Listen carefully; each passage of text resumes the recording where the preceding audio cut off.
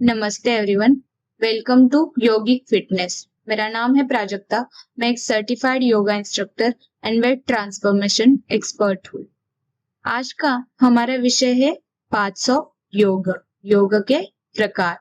योग के 6 प्रकार है।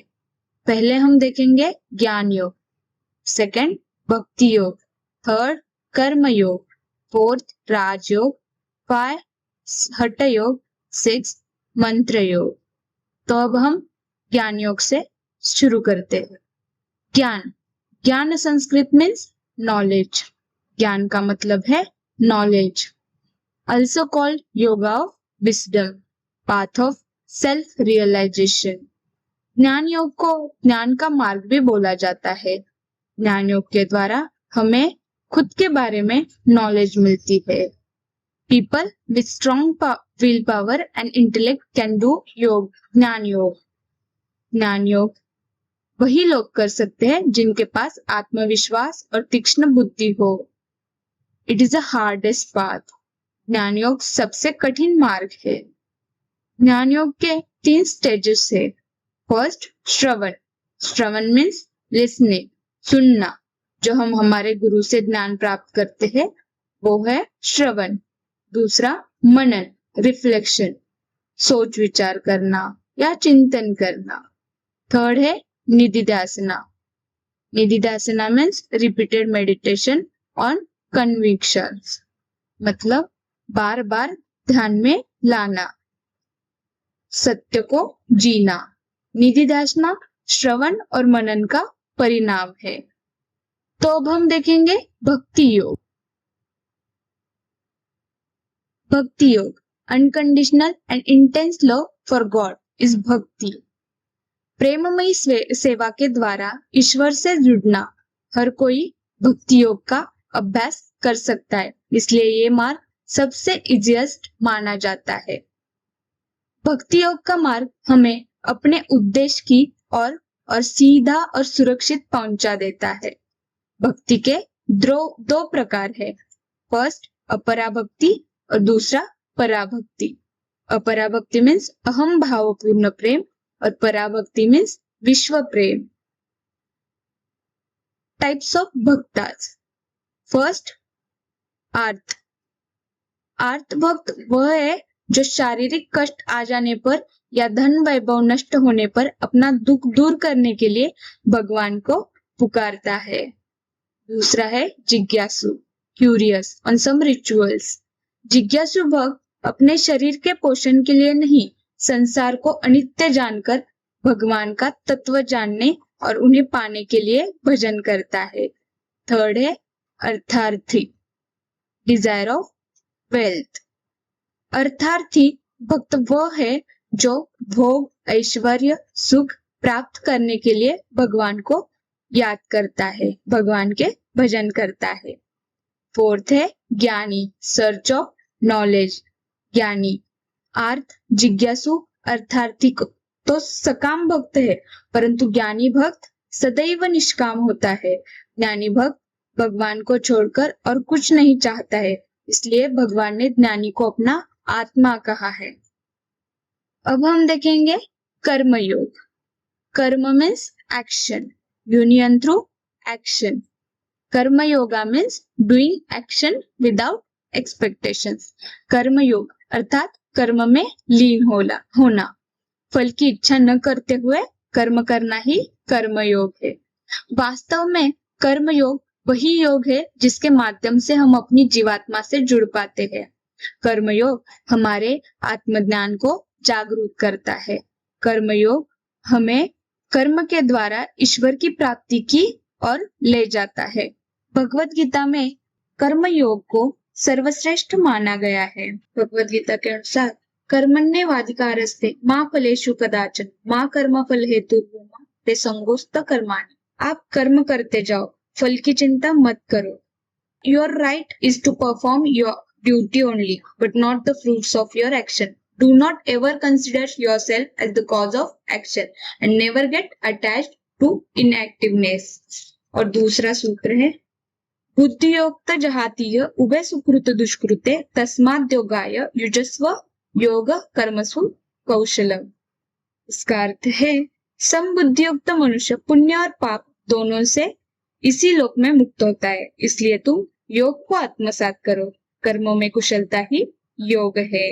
आप अपना काम कुशलता से कीजिए। भगवत गीता में 4 लॉज, मेजर लॉज बताए हैं, जो अगर हम आत्मसात करें तो हम हर काम खुशी से और तनाव मुक्त होकर कर सकते हैं।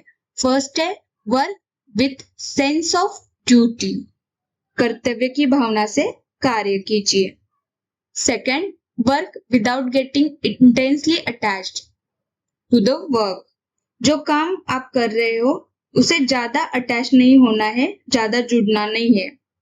थर्ड है never allows the anxieties about the results and interfere with your mind during the currency of job, जो काम आपने किया हुआ है उसके रिजल्ट के प्रति आप तनाव मत लीजिए, अपने मन को शांत रखिए।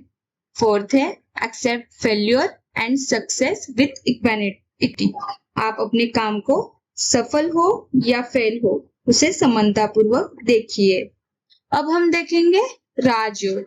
राज means king, also known as royal, kingly और अष्टांग योग। राजयोग को रॉयल, किंग और अष्टांग योग भी कहा जाता है। राज का अर्थ है सम्राट। A king act with independent self-confident assurance. Likewise, a Raja Yogi is autonomous, independent and fearless. सम्राट स्व अधीन होकर आत्मविश्वास और आश्वासन के साथ कार्य करता है। इसी प्रकार राजयोगी भी स्वायत्त, स्वतंत्र और निर्भय है। राजयोग का गोल है रीच नो माइंड स्टेट। राजयोग आत्मानुशासन और अभ्यास का मार्ग है। राजयोग को अष्टांग योग भी कहा जाता है। इसे 8 योगों में संगठित किया जाता है। फर्स्ट है यम। यम मीन्स सेल्फ कंट्रोल, आत्मनियंत्रण। दूसरा है नियम। नियम मीन्स डिसिप्लिन, अनुशासन। थर्ड है आसन। आसन मीन्स फिजिकल एक्सरसाइज, शारीरिक व्यायाम। फोर्थ है प्राणायाम। प्राणायाम मीन्स ब्रीथ एक्सरसाइज, श्वास व्यायाम। फिफ्थ है प्रत्याहार, withdrawal of sense from the external organs, बाह्य पदार्थों से इंद्रियों को सख्त कर लेना। सिक्स्थ है धारणा, कॉन्सेंट्रेशन, एकाग्रता। सेवेंथ है ध्यान, मेडिटेशन, मन को ईश्वर में लगाना। 8 है समाधि, कंप्लीट रियलाइजेशन, पूर्ण ईश्वरानुभूति। राजयोग के 8 चरण आंतरिक शांति, स्पष्टता, आत्मसंयम और ईश्वरानुभूति के लिए विधिवत अनुदेश एवं शिक्षा प्रदान करते हैं। अब हम देखेंगे हठ योग। हठ योग, हठ मीन्स फोर्सफुल और विलफुल। हठ योग प्रचंडता या बल अर्थ में प्रयुक्त होता है। दृढ़ इच्छा शक्ति से हठ योग को करते हैं। हठ योग की रचना स्वामी स्वात्माराम जी ने की है। हठ योग is preparatory process of yoga. The word ह means sun and th means moon. हठ योग 2 शब्दों से बनता है। ह शब्द को सूर्य से जोड़कर देखा जाता है और ठ शब्द को चंद्र से जोड़कर देखा जाता है।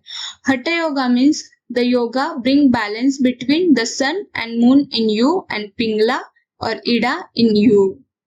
इससे शरीर में मौजूद चंद्र और सूर्य की शक्ति को संतुलन करने के उद्देश्य से किया जाता है।